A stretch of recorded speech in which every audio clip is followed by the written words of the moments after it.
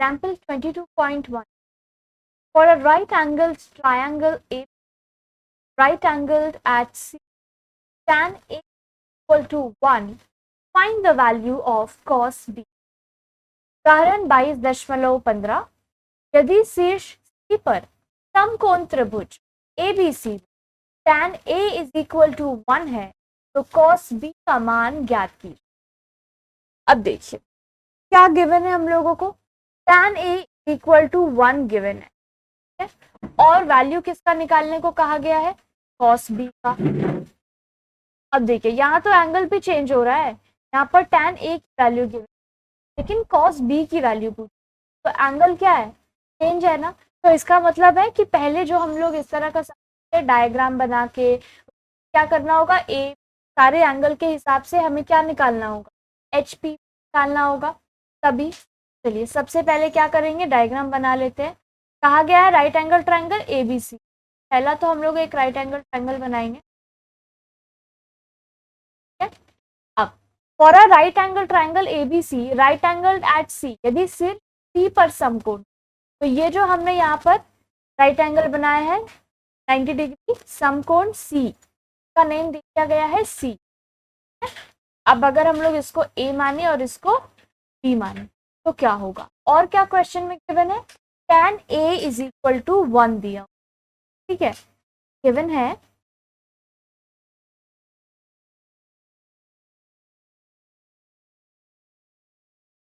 tan A equal to 1।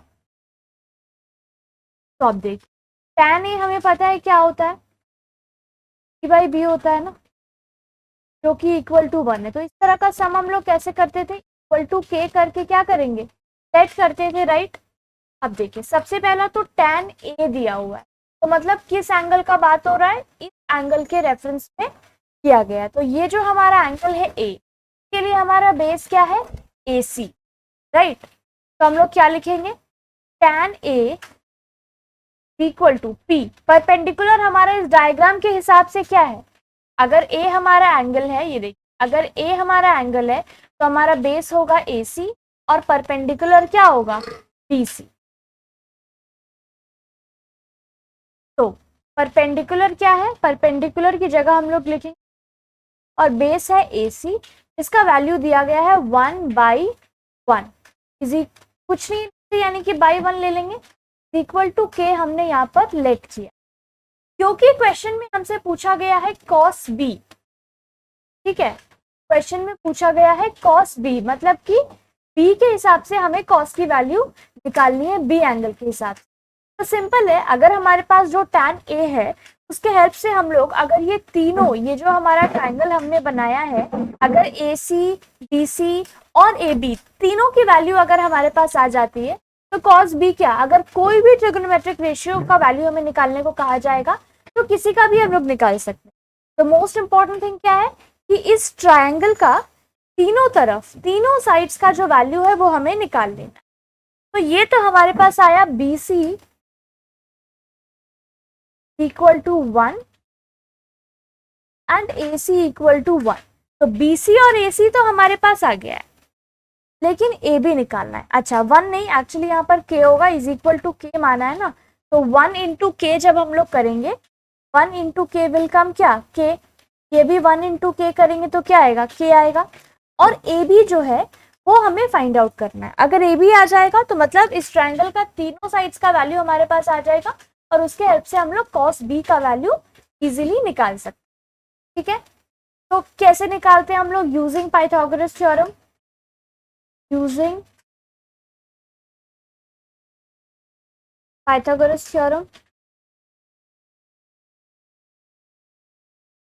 क्या होता है Pythagoras theorem, H square is equal to B square plus, ये जो हमने ट्रायंगल बनाया है इसमें हमारा h क्या है, ये देखिए AB, यही हमारा h है, और ये दोनों हमारा BP हो जाएगा। तो AB का होल स्क्वायर, यहाँ नीचे हम लोग अब लिखेंगे, h की जगह क्या लिखेंगे, AB का whole square is equal to BC whole square plus AC हो। अब वैल्यू पुट करेंगे, AB तो हमें पता नहीं है क्या है, तो इसको एज इट इज छोड़ देंगे, BC की जगह K स्क्वायर और AC की जगह भी क्या होगा, k स्क्वायर।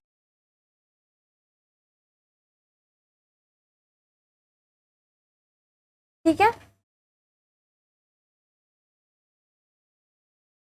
तो ये आ जाएगा हमारे पास AB का whole square is equal to k square plus k square. k square plus k square करने से क्या होगा, 2k स्क्वायर। ठीक है, और जब हम लोग ए बी निकालेंगे तो क्या करना होगा, 2k स्क्वायर का रूट, और जब रूट करेंगे तो क्या आएगा, √2k। ठीक है, तो ए बी का वैल्यू भी हमारे पास आ गया है √2k। अब मैं एक काम करती हूँ, नीचे फिर से डायग्राम बना लेती हूँ और तीनों साइड्स का जो वैल्यू हमने फाइंड आउट कर लिया है उसको लिख देते हैं। तो क्या होगा, कॉस भी हम लोग सिर्फ डायग्राम देख के इजीली निकाल सकते, राइट। तो चलिए, ये था हमारा ए, ये था सी, था बी। ए बी का वैल्यू अभी हमने निकाला √2k, और ये दोनों क्या था, के और के। ठीक है, अब हमें क्या निकालना है, कॉस बी। क्वेश्चन में क्या निकालने को कहा गया, कॉस बी। कॉस का फॉर्मूला हमें क्या पता है, क्या होता है कॉस का फॉर्मूला, b/h। अब देखिए, जब हम लोग एंगल बी को कंसिडर करेंगे तो हमारा बेस क्या आएगा, BC, और हाइपोटेनस क्या है, AB। तो BC क्या है यहाँ पे देखिए, K। तो BC की जगह लिखेंगे K, AB है √2k। K कैंसिल हो गया, cos B का वैल्यू क्या आ गया, 1/√2। बस यही क्वेश्चन में पूछा गया था। लिखेंगे therefore cos B equal to 1/√2, और यही हमारा क्या है, आंसर। ठीक है, अब आप बोलोगे अभी जो हमने इतना सारा फॉर्मूलाज पढ़े उसमें लगेगा, क्यों नहीं लगेगा, देखिए क्या करना है। सबसे पहले क्वेश्चन में, हर क्वेश्चन में मैं यही बता, सबसे पहले देखिए क्वेश्चन में क्या क्या डेटा या इन्फो है वो दिया हुआ है, क्या क्या वैल्यूज गिवन है। ठीक है, और फिर देखेंगे कि क्या वैल्यू हमें निकालनी है। तो जो भी हमें दिया गया था इस क्वेश्चन में, देखिए दिया गया था tan A इक्वल टू 1, और पूछा गया था cos B। ठीक है, तो अभी तक हमने जो फॉर्मूलाज पढ़ा उससे हम लोग इसको नहीं निकाल सकते। क्यों नहीं निकाल सकते थे, सबसे पहला पॉइंट ये है, इसलिए नहीं निकाल सकते क्योंकि ये जो एंगल है ना वो चेंज है। tan A में कहा गया और cos B, ठीक है, B एंगल के लिए वैल्यू पूछा गया। तो हम लोग जो भी फॉर्मूलाज अभी ऊपर पढ़े हैं ना, सब में देखिएगा एंगल थीटा ही हमने लिया है, एक ही एंगल लिया है। अब आप बोलोगे कि जहां थीटा होगा वहीं ए होगा, नहीं, ऐसा कुछ नहीं।